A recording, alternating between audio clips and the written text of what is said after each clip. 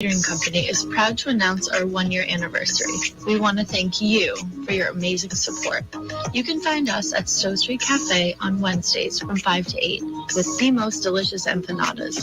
For catering, contact us at paprikacateringcompany@gmail.com. The Brady Farkas Show is produced and funded by WDEV and the Radio Vermont Group. We welcome listener feedback. Email your comments to wdev@radiovermont.com. The energy. We walked around for 35 minutes just in the parking lot looking for this car. The passion. UVM schedules the way they do to get as high a seed as possible in the NCAA tournament and to get as much tournament prep as they can because they're not going to get it from their league. The opinions on all your favorite teams. The organization should be taking care of Matt rather than Matt taking care of the organization. This is the Brady Farkas Show on WDEV AM, FM, and WDEVradio.com. What's up, everybody? Brady Farkas Show right here on a Monday on WDEV AM and FM and WDEVradio.com. Very exciting day today. Full show, all 90 minutes. We're up until 7 o'clock, and then Jazz with George Thomas comes on. We got a lot to get to. It's not a Patriots Monday. It's weird not having the Patriots stuff to talk about, but the Pats were on the bye. Ton to get to. UVM hoops talk. Catamounts lose a double overtime crusher yesterday to Cal State Fullerton. UVM men's hockey sweeps the weekend against UNH. We're going to talk with head coach Todd Woodcroft. We'll do that at about 6:30. Some thoughts on the general NFL and today's men's league basketball championship night. 7:30, like right after the show. I'm going to book it up to Essex, try to play in the title game. My ankle, good. Is it 100%? I wouldn't lie to you and tell you it's 100%. I can feel it a little bit when I run full speed. If I just kind of loaf around, though, I'm all good. Shooting, good. Cutting, good.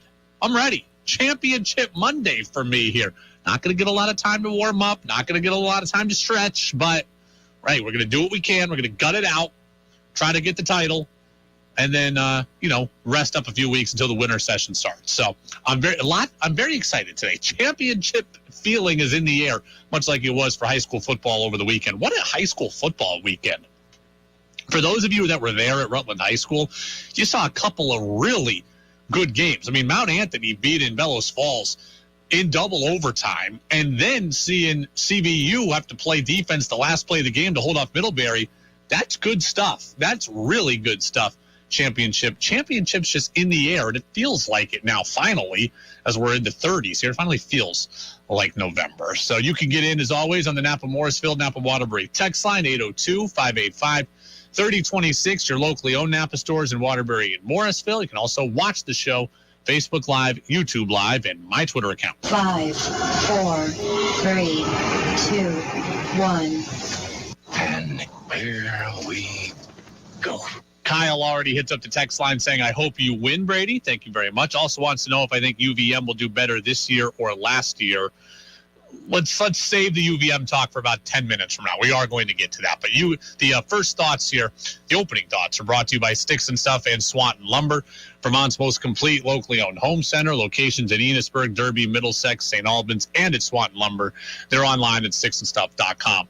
Before we get to UVM, I'll have a little fun first and tell you about my Seahawks viewing experience, right? We talked a lot about this on Friday, about how I should watch the Seahawks game, considering I didn't have a Patriots game to watch too. So usually every Sunday I'm locked into the Pats, and I can't really do a lot of other things. Well, no Pats yesterday, so Seahawks game was on at 9:30 in the morning, right? And I grew up a Seahawks fan. I'm still a Seahawks fan, diehard. So I was like, well, look, I want to drink beer during the Seahawks game, but 9:30 in the morning is a little early for me to drink beer. So I was taking suggestions from people on what I should do. I'll tell you, I had plenty of beer during the Seahawks game. I cracked the first one at 11 o'clock.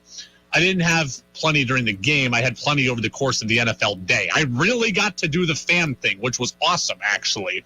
But I cracked my first beer at 11 o'clock. I woke up early, walked the dog, I laid in bed for a little bit after that, watched some Yellowstone on TV, and then ended up getting up for good about 9, made some chocolate chip pancakes. They were very average. They were okay. I can't cook anything, but chocolate chip pancakes, they were fine. Had some milk. Was a little bit behind live TV. I had the game taping, so kind of caught up commercial-free right around halftime. Once I hit halftime, third quarter started, 11 o'clock, that's when I cracked the first beer. So that I don't like to drink before noon. I don't like to drink before noon. I've almost never done it before in my life. There's something that feels like a little bit too alcoholic-y about drinking before noon, especially when you're by yourself. Like if I was with the boys and we're at the tailgate, that's different. But by myself, drinking before noon is not a habit I want to be in. So I couldn't do 9:30. I didn't want to wait until noon because the game would be almost over. 11 o'clock, I cracked the first beer. And I got to say, it was fun to watch football as just a fan. Now, I get a few times of that per year, right? Patriots play on a Monday, Patriots play on a Thursday. So I get to do that a couple of times a season, but it just felt different this time because I had the 9:30 Seahawks game. That had me jacked up. I was up early, ready for that. Watching the game as a fan, that was awesome. I'm drinking beer at 11. I had some great leftovers. Jess and I together, mainly her. She made some great kind of football food. We chowed on that all day. I watched a ton of the Vikings-Bills game. I'm bouncing back to the Giants game. Because usually when the Patriots are on, I'm not flipping around at all. I'm sitting in front of the television, locked in on the Pats, and that's it. I'm bouncing around games. I'm watching the Dallas and Green Bay game. Later at night, I'm watching the game. I'm just the Niners and the Chargers. I gambled a little bit. I won $3 yesterday. I lost 10 on Saints plus 6.5. Blah. I lost 10 on Chargers money line. I won 23 on Packers minus 3.5. So I ended the day up $3. So I drank a little beer, gambled a little bit. That was some good stuff. Watching the game as a fan, for me, it's an experience I get, but not a ton.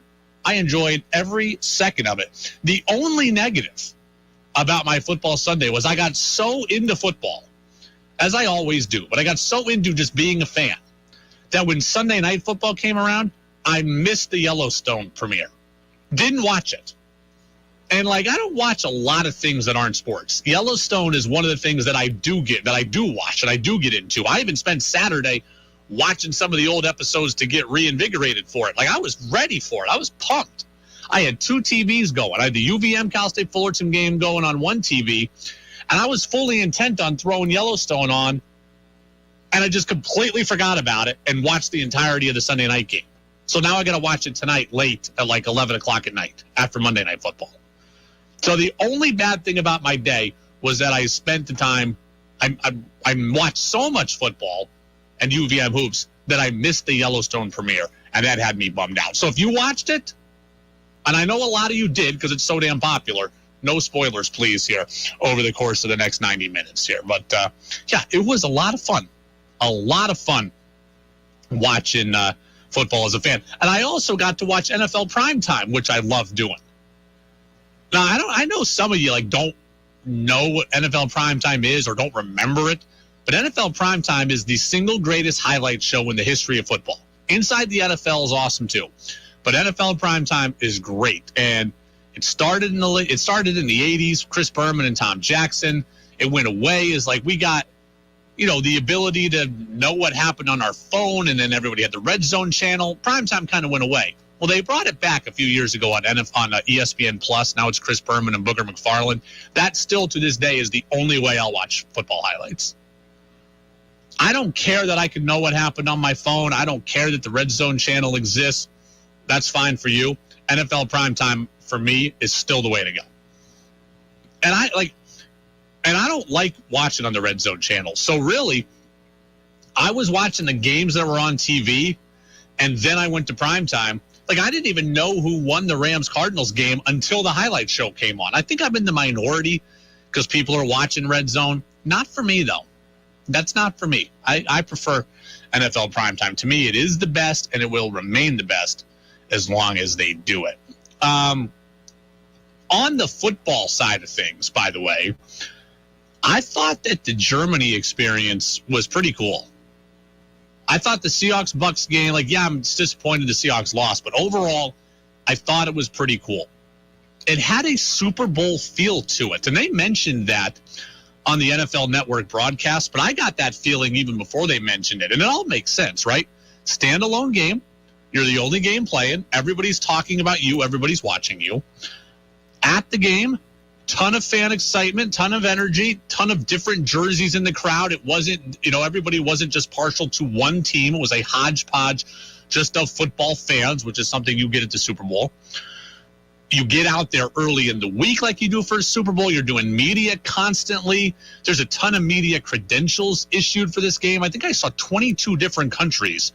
Their media were represented at the game in Germany yesterday. Like, it had a big feeling to it. I think the NFL did it really, really well. Tom Brady afterwards said he loved it. That was one of the great football experiences I've ever had. So it says a lot for 23 years in the league and for a regular season game. And I think the fan turnout was incredible. It felt like very electric from the time we took the field. So at the end of the game with them singing Sweet Caroline and Country Road, that was pretty epic. So I think everyone who's a part of that experience got to have something pretty amazing memory for their life. So thank you for hosting us. We appreciate it. Thank you. I mean, you talk about it. Tom Brady says 23 years in the NFL. This guy's played in 10 Super Bowls, won 7. Played in how many AFC and NFC title games combined? Even more than that, 10. He has played in the Rose Bowl. He's done everything that you could do. And yet he said that yesterday was one of the coolest things that he's ever done. That right there tells you that it was a home run. It was cool. And the reports are out. They're going to do it again. I think it's 4 more Germany games over the next 3 years. Peter King of NBC Sports says that the Patriots are very possibly going to be one of the host teams for a game next year. So next year, we could be talking about the Patriots playing a game in Germany, possibly in Frankfurt, maybe Munich again, but probably Frankfurt is what Peter King was saying. And we could be talking about the Patriots doing exactly what the Bucs and Seahawks did yesterday. And it all kind of makes sense, right? Like, first off, Peter King said it. He doesn't just say things without any basis behind it. 2, next year, the AFC teams, all of them, have 9 home games, right? This year, the NFC teams have 9 home games, so it made sense that Tampa went over and they were the technical home team. And so they lost a home game in their own building, but they still had 8 home games, 8 road games, and then 1 neutral site game. Next year, the AFC teams are the teams with 9 home games. So if the Patriots went, they'd still have 8 home games, 8 road games, and then 1 neutral site game. So it makes sense that the AFC team would be a host. And the Patriots also have an international agreement with the German market in the NFL that they can kind of run advertising over there. So the Patriots are a team that is popular in Germany by virtue of, hey, they had a lot of success and they had Tom Brady and people know who they are and they won a lot and they've had a couple of German players and they've got this international agreement. So it all kind of points to the Patriots playing in Germany next year. And I got to say, I just told you it looked cool. It had a big feel to it. I think the NFL knocked it out of the park. But my preference remains that the Patriots do not play overseas. As fun as it was, as good as it was, as cool as it was, I'd rather leave that to other teams.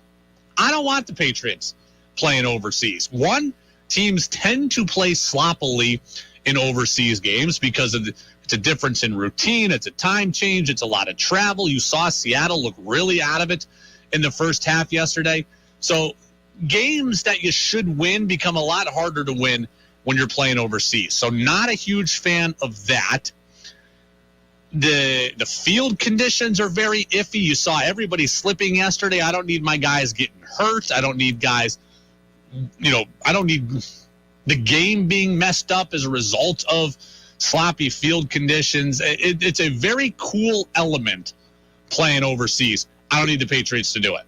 You want to send Jacksonville and the Colts? You want to send the Texans and Titans? You want to send Washington and Philly sometime? I don't care. I don't need the Patriots to go. It looked cool. I don't need the Patriots to do it. I will say this. There's just kind of a blanket rule of thumb. In the future, when the NFL does these German games or does these London games, I do believe there has to be a nod to competitive balance. I do not believe the Seahawks lost yesterday because they were screwed by the NFL, but I do believe there's something not quite right about sending Seattle to play in Germany against a team that's 3,000 miles closer. You look at Seattle, it's 5,200 air miles to travel in like a 9-hour flight or something like that, or through 9 hours of time zone changes. Tampa had it much easier considering they're coming from closer. In the future, I think that these games should be played by people from like regions, by teams from like regions. You want to send the Chargers and the Rams? That's great. You want to send Seattle and Arizona? That's great. You want to send Houston and Dallas? That's great. You want to send the Patriots and Philly? That's great. I don't need to see teams that are going, where one team is at a massive disadvantage. So next year, if the Patriots are a host, I do hope that the team they're playing is not a team from out west or from the Midwest. I don't need to see them play Denver out there. So I know the league wants to get popular teams there and teams with brands, but I think there's got to be an ode to competitive balance as well.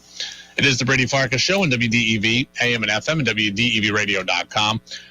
I don't even want to take a commercial break. Like we're supposed to take a commercial break right here. I don't even want to. I want to spend some time on UVM Men's Basketball, who we've talked a lot about here in the early going. Catamounts beaten yesterday by Cal State Fullerton, which is where my mother went to school, which is where several of my cousins went to school. I've been on campus at Cal State Fullerton. It was awesome. So I actually am having right now my water in a Cal State Fullerton water bottle. So I have a big affinity for the Titans. There's no doubt about that. I didn't want to win yesterday, but I have an affinity. Catamounts beat 94-85 in double overtime. With the loss, UVM now 1-2 on the season. They'll wrap up their road trip tomorrow against USC, which will be tough, and we know that that's going to be tough. I put this out as a disclaimer, just to be honest. I watched the entire UVM game yesterday, but I had the football game on also, and I had the game on mute for a bit. Remember, I had the beer during the football game, so I watched every minute of that game, but I wasn't watching as intently as I usually do. So I just tell you that to be honest. I don't have as many hyper-specific takeaways as I normally do. I really locked in on the second half, but my first half eye was not as keen as it usually is. But that said, that's a really tough loss for the Catamounts, because not only are you under 500 and you've lost 2 straight and you're looking down the barrel of losing 3 straight tomorrow against USC, but that game against Fullerton was the one game on this California trip that UVM had a realistic chance at winning. Right? I thought they could play with St. Mary's. I knew that they certainly weren't going to be favored, and it would have been a huge upset if they won. Can they play with USC? Maybe. Do they have a chance to beat them? I would say probably not. So we knew that the bookends of this trip were going to be really difficult. Cal State Fullerton was the one that you came in thinking, okay, they got a shot to win now. Fullerton was picked 7th in its league this year preseason. They were a 15 seed in the NCAA tournament a year ago, so they're more on UVM's level than the other 2 teams. So to not get the win here, especially when you played it so close and went to double overtime, that is tough, because you are staring down the barrel of 1-3 after playing USC tomorrow. And that's not a position that you want to be in. Like, that's not a position you want to be in. And where UVM is at kind of mirrors exactly what we said in the preseason. UVM's non-conference schedule was going to afford a lot of opportunity. It also had the potential to cause a lot of damage. I mean, if UVM, we looked at this coming in and said, if UVM were to beat any of these California teams, or to beat Iona, or beat Miami, or win the Bahamas tournament, then they were going to put out a great non-conference resume when it came time for the NCAA tournament selection show. And they were going to have great momentum going into their league season. But if you end up losing most of these games, it's very possible we're looking at a UVM team that's 5-9 or something by the time we get to conference play. And that's not something that we're used to. I thought UVM could get to 7-7, but that required maybe getting the Fullerton game, getting a game or two they're not supposed to have. If they just win the games they're supposed to get, they're looking at 5-9. And that's not something that we're used to. I mean, like, if they want to get to 500 in this non-conference, if they want to get to 7-7, then they got to win all the ones they're supposed to win, right? You can't slip up against Dartmouth or Colgate or Merrimack. But then you got to sneak one or two games that are iffy. You got to win against Iona. You got to beat Yale. You got to win a couple Bahamas games. This is challenging. With this non-conference schedule, we knew that UVM was going to have a monster opportunity to create a great NCAA tournament resume. But if it went sideways, you had the potential to be in a position you haven't been in for a long time. And that's, looking at being well under 500 heading into league play. If you missed the game, right? Like, I was watching a little bit passively early and then very intently in the second half. But if you missed it, it really was something.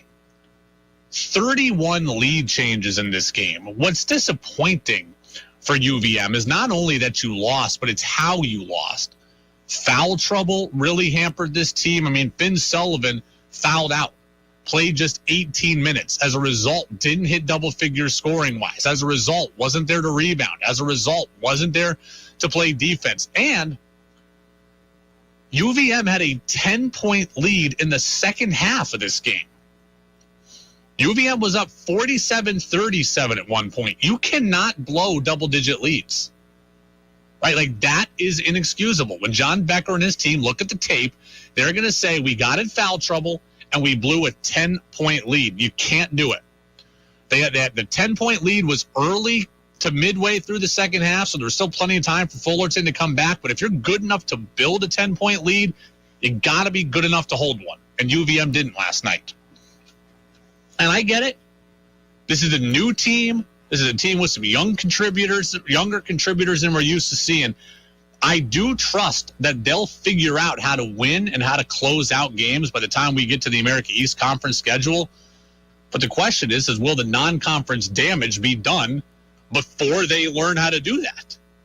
Will they be 5-9 by the time they get to the league? That's not a position anybody wants to be in. Napa Morrisville, Napa Waterbury text line is open, 802-585-3026. Mark up in Williston says, Brady, you seem so focused on how this team does in the non-conference. Why don't you just sit back and enjoy the league season and know that they have a good chance to win the league and get to the NCAA tournament anyways? Mark, I mean, look, that's a good question. But, like, you're basically telling me, Brady, the non-league schedule doesn't matter. Okay? Do whatever you want in the non-league. Just get ready for the league season. That's basically what you're telling me. I don't view it that way. I mean, Mark is basically telling me, go 0-14 in the non-conference, but go 12-4 in the league, win that, and you'll be good. That's not how I'm built. Like, that might be reality. I know for some people, they're just happy with, I'll win the league, get to the tournament, and whatever happens, happens. I'm not built that way. I don't want to see this team go 5-9 in the non-conference and end up 18-14. I don't want to see this team go 4-10 in the non-conference and end up 19-15. That's not for me. Right? Like, that's not for me. I want more. I am not in the UVM has been too good for too long now for me to just be in the I'm just happy to be here camp. Like, if you're okay with them just winning the league and having whatever record, getting a 16 seed and getting blown out, then fine. That's on you, but that's not for me. That is not for me. So I care about how UVM does in the non-conference. I want to see this team pull some upsets in the non-conference. I want to see them win their Thanksgiving Bahamas tournament. I want to see them win when they go to the Florida tournament last year. I want to see them win those tournaments. I want to see them pull upsets on majors. I want to see them get 12 seeds in the NCAA tournament. I want to see the program grow. I am well past just happy to be here.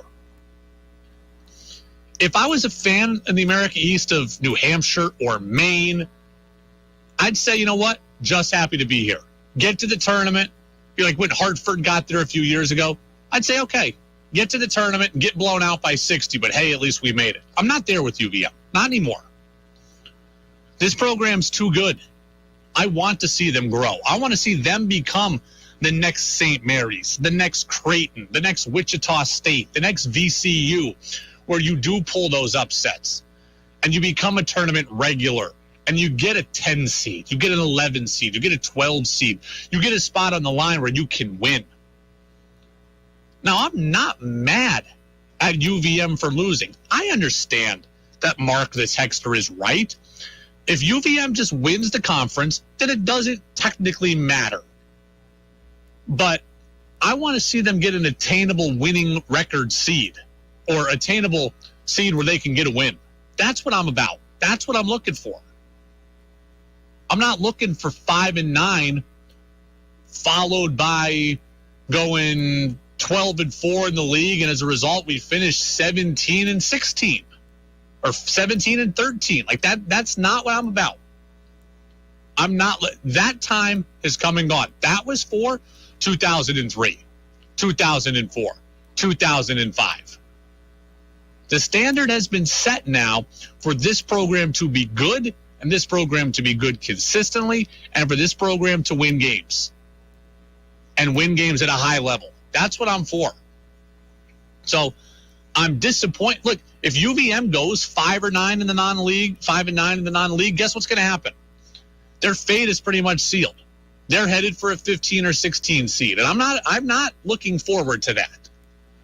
So I want to see them go 7-7, 8-6, pull a couple good wins, and leave the door open to another 13 seed. Leave the door open to a 12. Because if I can go 8-6, and I can beat Miami, and I can beat USC, and then I can go 15-1 in the league, well, now we're talking about something real. It doesn't look like that's going to happen based on how this team is playing, but that's my hope. My goal, I wanted to come out, I wanted to beat Iona, I wanted to beat Yale, I wanted to beat the like-minded mid-majors. I wanted to take down Cal State Fullerton. I wanted to beat a really good Toledo team. I want to play with USC and Miami. The committee thinks I look good. And then I want to go 15-1 or 16-0 in the league, and I want to end up with a 12 seed, and I want to do damage. And I want to be the team in everyone's office pool that is causing hell. That's what I'm looking for. And so right now, I am obviously, I'm not thrilled that they're 1-2, and they're probably going to be 1-3 by tomorrow. Texter says it would help with recruiting with a great non-conference schedule. Yeah, of course. And that's part of the reason why they do it. I mean, they do it for UVM plays the schedule they do for the NCAA tournament. Like, that is the reason it is, right? One, it prepares them for their own league. If you have a hard non-league schedule, you'll be ready for your league. Two, you're not going to bump up your tournament resume in the league. It's not going to happen. So you're going to bump it up outside of it. So they try to do as much as they can to give themselves as many chances to move up the tournament seeding line. Recruiting-wise, it helps too, because you can go to a kid's living room and say, hey, look, not only do we have a chance to get to the tournament, which is the ultimate goal, we're also going to play at Kansas. We're also going to play at Duke, which this program has done. We're also going to play at USC, at UCLA, at Arizona. We're going to go to Miami. We're going to go play in great tournaments. I mean, it's all connected, but the main reason the schedule is how the schedule is because UVM wants what I want. Give themselves as many chances to pull an upset or two, to endear yourself to the tournament committee, and then when you roll through your league, now we're talking about an upset-minded position. Because you're not pulling an upset from a 16 seed. It's happened once in the history of the tournament. You want to find a way to the 13 where they've been before into the 12th, into the 11th. And when you can't close out games like last night, that reality becomes a lot harder. It's the Brady Farkas Show on WDEV, AM and FM, and WDEVradio.com. I want to wrap up my thoughts on UVM basketball. We'll tell you a little bit more about what happened last night specifically. That's next right here on WDEV, AM and FM, and WDEVradio.com. This is WDEV, Vermont's news station, owned and operated by the Radio Vermont Group. From the top of Sugarbush, 96.1 FM, WDEV Warren and Waitsfield, 96.5 W243 Barrie, 98.3 W252 CU Montpelier, along with our founding station, AM 550 WDEV Waterbury Montpelier. Streaming at WDEVradio.com. 91 years of serving Vermont. The friendly pioneer, WDEV. This is CBS News on the Hour, sponsored by Dell Small Business. I'm Monica Ricks in New York. Students have started a makeshift memorial at the University of Virginia's football stadium to honor 3 players killed yesterday on campus. CBS's Deborah Alfarone reports police have a suspect in custody. Police identified the suspect as UVA student Christopher Darnell Jones Jr. University officials say he played on the football team in 2018, his freshman year. He's no longer on the football team and hadn't been on the team for over a year. Police say the UVA threat assessment team was aware of the suspect because of a comment he allegedly made in September about having a gun. There was also a separate alleged hazing incident, but witnesses didn't cooperate at the time. Classes are canceled tomorrow. A vigil is being planned for a later date. President Biden says he had a productive meeting with China's president today ahead of the G20 summit in Bali. We had an open and candid conversation about our intentions and our priorities. It was clear. He was clear and I was clear that we'll defend American interests and values, promote universal human rights, and stand up for the international order and work in lockstep with our allies and partners. Ukrainian President Volodymyr Zelensky raised a flag during a triumphant visit to the liberated city of Kherson. Russia occupied it for 8 months. The move comes as the UN passes a resolution to hold the Kremlin accountable for its atrocities there.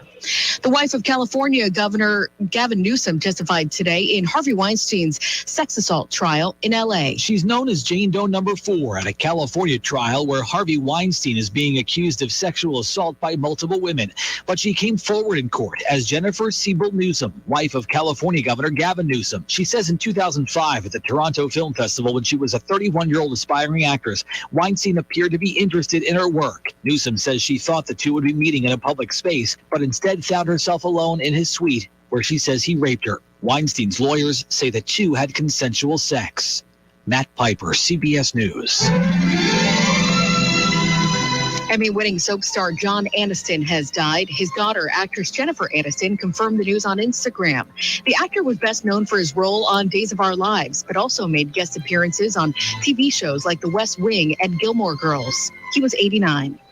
Apple CEO Tim Cook says they are scaling back hiring. We're being very deliberate on our hiring. That means we're continuing to hire, but not everywhere in the company are we hiring. That is part of an exclusive interview airing tomorrow on CBS Mornings. It comes as other tech companies also try to cut costs. This is CBS News. Dell Technologies Black Friday starts now with up to 50% off select business PCs powered by 12th Gen Intel Core processors. Call 877-ASK-DELL.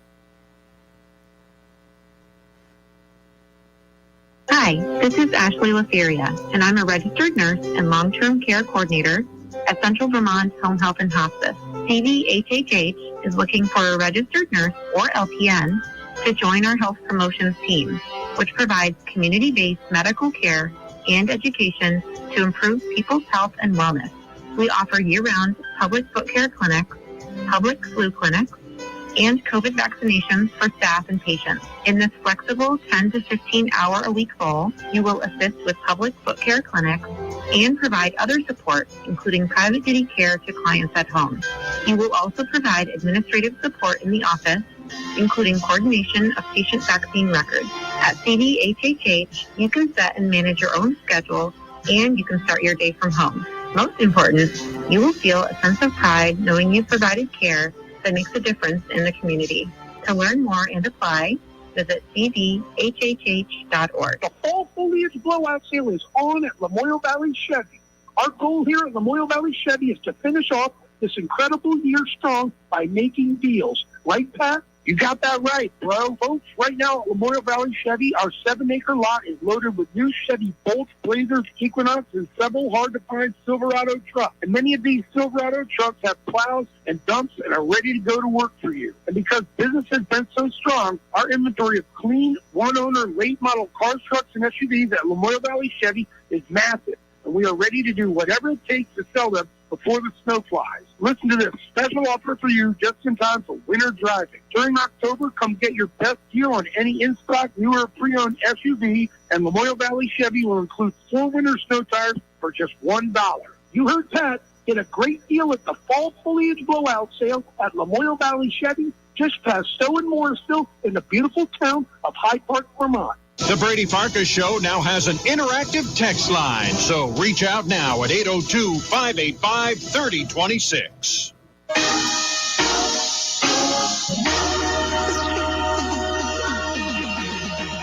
Now it's back to the Brady Farkas Show on WDEV AM, FM, and WDEVradio.com. Welcome back in, Brady Farkas Show right here on WDEV, AM and FM, and WDEVradio.com. In the studio here, we have ESPN on sometimes, and it's on right now. And playing right now is a women's basketball game between Tennessee and Indiana, right? So Indiana is the 12th ranked team in the country. Tennessee is 11th, so it's a great early season matchup. It's amazing to me to think that 1 week ago tomorrow, so 6 days ago, UVM, the women, were playing at Indiana, and now Indiana is playing Tennessee. Just an interesting chain of events there. Like UVM playing Indiana, then Indiana playing on Pat Summitt Court against one of the most legendary and iconic programs in the women's game. Pretty cool to think about. I want to wrap up my talk on UVM Men's Basketball. We got UVM Men's Hockey coach Todd Woodcroft coming on at about 6:30, talk about his team's great weekend in which they swept New Hampshire. So those of you who want us to deviate out and talk more Catamount athletics, well, we're doing that. Coach Woodcroft at 6:30. But a couple of final thoughts from the men's hoop team, losing yesterday against Cal State Fullerton by 9 in double overtime. It was great, and it was much needed to see Dylan Penn get going. Like, they needed him to step up, and he's gotten better every game, right? We're only 3 games in, but he had 8 points in the opener against Brown. He had 13 against St. Mary's. He had 27 points yesterday against Cal State Fullerton, and they needed all of them in order to stay in that game against the Titans. He did it all yesterday. 9 of 17 from the floor, so he was above 50% from the floor. He even hit 2 threes. And for a guy that we think, or I say, can't shoot, I think he was 2 of 5 from 3. I will take 2 of 5 from 3 every game from him if that happens. He got to the free throw line, 7 of 9. He was aggressive. He finished around the rim, finished with both hands. He had 4 assists. He hit a game-tying bucket at the end of regulation. Like, how we even got to overtime was a result of Dylan Penn going left, driving off the window, and hitting a layup. He's starting to assert more control, and that's great because they're going to need him.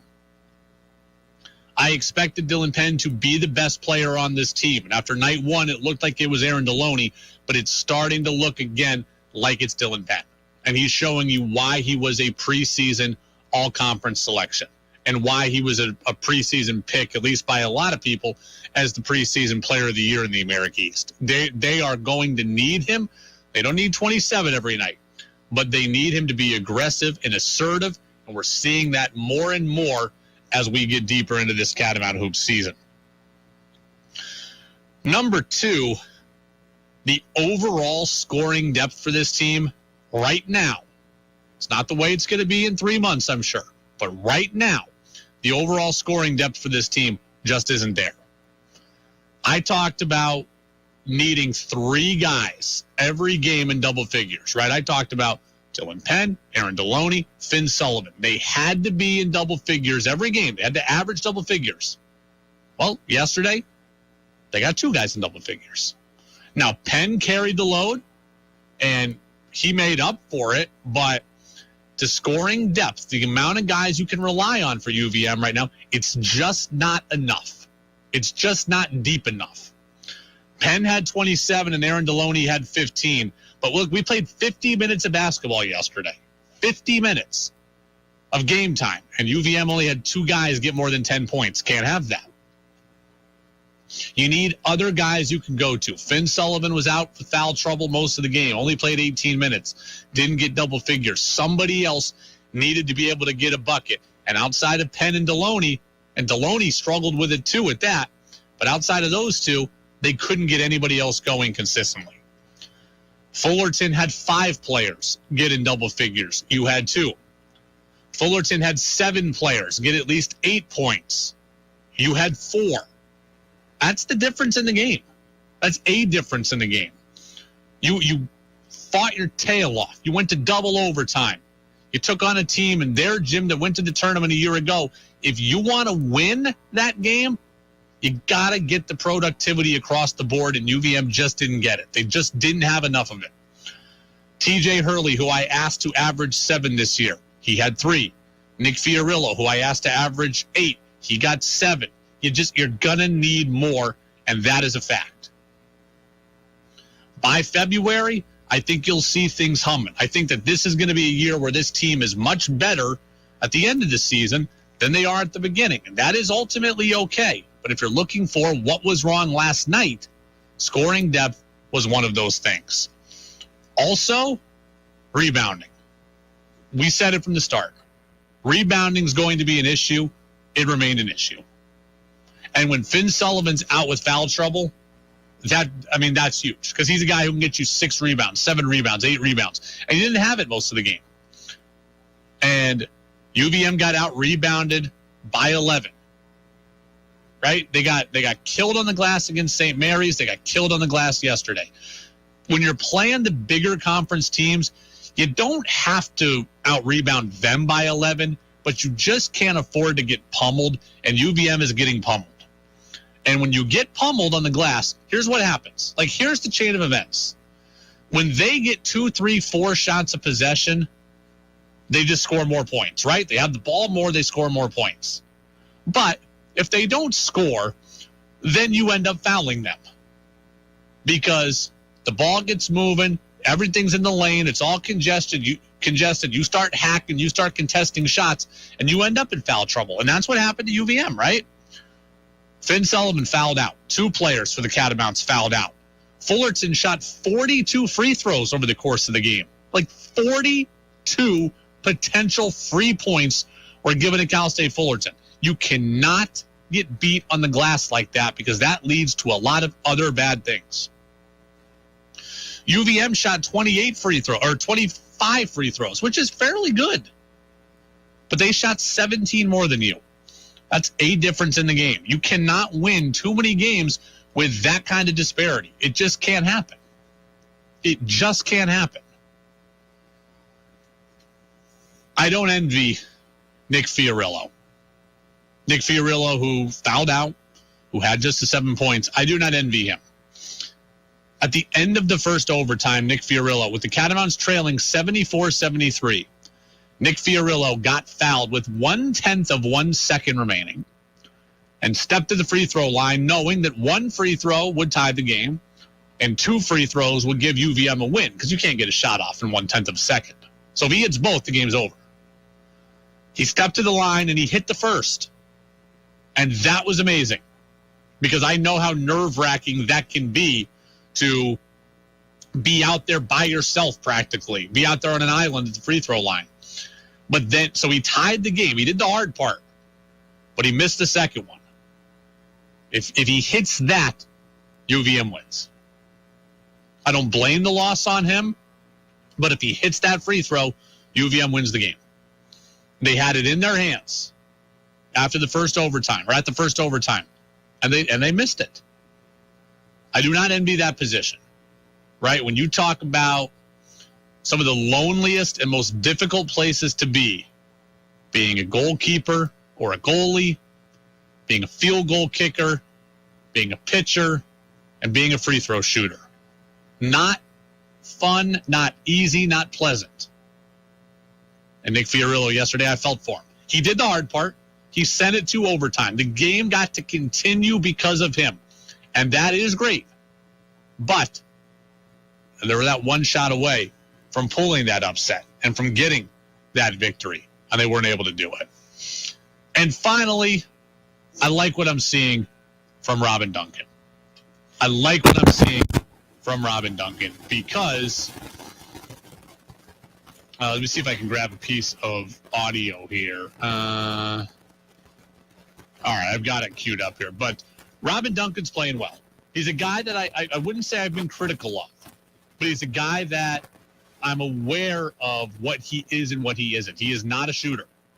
He is not a guy who's going to pour in 25 for this team every night. But he does a lot of really good things. He had 14 against St. Mary's. He had 8 last night. And he also led the team in rebounding yesterday. I like what I'm seeing from Robin Duncan across the board. If he gets 8 points every night and throws in 6 to 8 rebounds, that is a huge boost for this team. Look, he had 0 against Brown. And I've wondered, oh, man, he can't score. Can he really be out there all the time? If he's going to get 8 and 8 every night, then yes, he can. And after the St. Mary's game, John Becker, or after the Brown game, no, this is after St. Mary's, John Becker was talking about Duncan. Hopefully that would be great, but the things that he does do, are still important to our program. And he's the leader of this team, which is his, a big responsibility. He brings toughness, obviously, moves the ball really well offensively. But yeah, we've got to figure out when he's playing the 4 how to use him. His man helps off quite a bit, which affects our spacing. So he said, look, teams will drop off Robin, and that affects other things. We got to kind of manage it and figure it out. Well, right now, they're finding a way to get him useful. Led the team in rebounding yesterday, 8 points. I like what I've seen from Robin Duncan. I know Coach Brennan is really, really high on him, and I think we're going to hear from Coach Brennan about him and others tomorrow. So Coach Brennan always with me on a Tuesday. Right now, I want to get to a little bit of Red Sox news and notes. Rob Bradford of WEEI, and this is the Brady Farkas Show reminder on DEV. Rob Bradford of WEEI said over the weekend, the Red Sox have offered Nathan Eovaldi a multi-year contract. Now, we don't know the numbers on this multi-year offer. And I think, look, I have to reserve full judgment until I see the offers, right? 4 years and $80 million is a lot different than 2 years and $10 million. That's just a fact. So until we know the numbers, I have to reserve full judgment on this. We already knew that the Red Sox had offered Eovaldi the 1-year qualifying offer worth, over $19 million. But now this is the first news we've heard about the multi-year offer. But I got to say, I don't love this direction from Chaim Bloom right now. I like Chaim Bloom. I've defended Chaim Bloom. I want to believe in Chaim Bloom. And I think he's got a good process and a good plan. But this, I don't particularly love. Let me make a very easy comparison here. It is perfectly fine to shop for store brand clothes. Okay? Perfectly fine to shop for store brand clothes once you have shopped designer first. And that's what I want the Red Sox to be, and that's what I fear the Red Sox are not right now. Hey, babe, I just got Gucci sunglasses. My next pair is going to be Walmart brand. That's a logical progression. Chaim Bloom is saying, we're just going to shop at Walmart all the time. And that's what you can't have. That's what you can't have. Now, Nathan Eovaldi is better than Walmart. I get that. But you get my point. I don't mind bringing back Nathan Eovaldi if I've already gotten Carlos Rodon, or if I've already gotten Justin Verlander, or if I've already gotten Jacob deGrom, or if I've already signed Kodai Senga, or if I've already traded for Corbin Burns. Those are the guys that I want. And I want Eovaldi to come after that. I don't want Eovaldi first. This team is not going to get where I want it to go with a bunch of C's and B's all over their roster. They're going to need some A's. It's why they need to keep Rafael Devers. He's an A. It's why they need to make a big move at shortstop, whether it's Bogarts, Correa, Swanson, Turner, or whether it's one of those four, they need to have one of them. Like, you need pillars of your roster. You need stars. You need A's. And right now, the Red Sox are shopping in the all B's and C's aisle, and I don't love that. To me, Nathan Eovaldi is a B. And I can have B's, but I got to have an A, and right now, I don't have one. Nick Pivetta is a B. Chris Sale and Paxton. Sale's a B. Paxton is a C. Like, Whitlock is a B. Bayo right now is so young. He's a B or a C. Once you get an A, 2 A's, then you can start backfilling and kicking out the C's and replacing them with B's. And that's when you're great. But right now, I just don't love hearing this. Like, if the money's right, I'm cool with Eovaldi, but that can't be your big move. That cannot be the thing that gets you through the offseason. And I'm fearing that the Red Sox are going to make that kind of move their big move. I don't want that. I don't want that. Right? Like, that's all I hear about this roster is people are like, oh, well, you know what? You can bring back Hosmer. They can bring back Arroyo. They can bring back Kike. What about Ref Snyder? And they're all fine, but they're all B's and C's. Somewhere you need an A. Rich Hill, Michael Wacha. They're B's and C's. Where is my A? I got to shop at Gucci before I go to Target brand. And that's where the Red Sox are right now. I do trust Chaim Bloom. I do. But I don't, everything that I see tells me why, like, makes me wonder, why am I trusting him?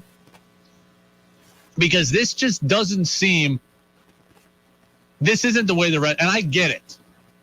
The big guys aren't going to sign yet, so maybe you want to take care of the other guys first. But I want to see the Red Sox be aggressive.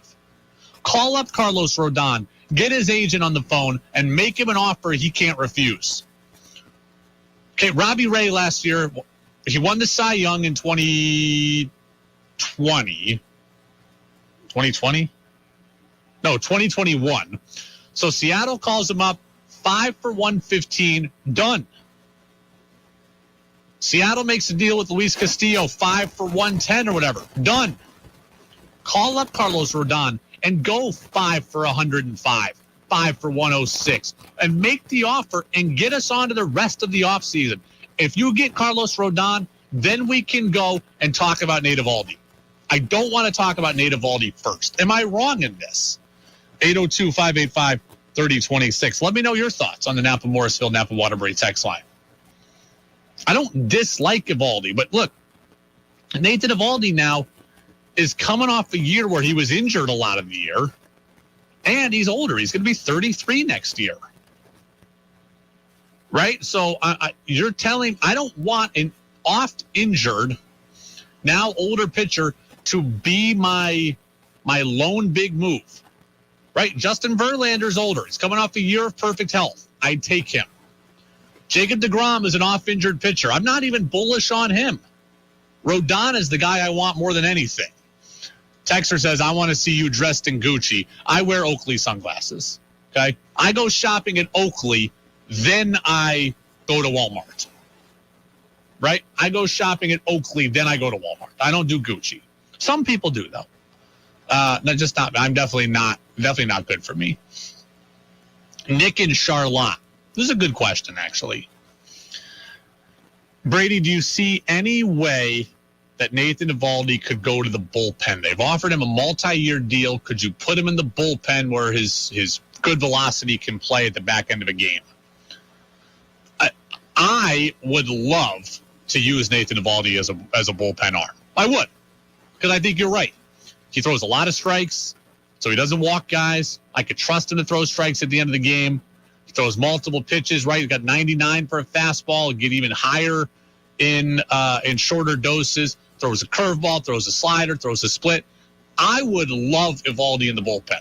That said, I don't think there's any way in hell that it happens, because Nathan Eovaldi right now has the control. He's a free agent. He has other options. If the Red Sox say to him, hey, we'll make you a reliever, and 7 other teams say, we'll let you be our number 2 or 3 starter, then sayonara, see you later. It's easier to yo-yo guys around or move guys around when they don't have control, right? It's why Garrett Whitlock could be moved around so much this year. Like, he doesn't really have a say in the matter because he's Red Sox property. So Eovaldi, he's going to go into negotiations, and he's going to want to know what everyone's plan is for him. He sees himself as a starter. He wants to be a starter. He had a great 2021 as a starter. I don't see any way that he wants to go back. So, no, I don't think that's likely. What is possible, and I would say not likely, but it is possible, just maybe, you can see Nick Pivetta in the bullpen.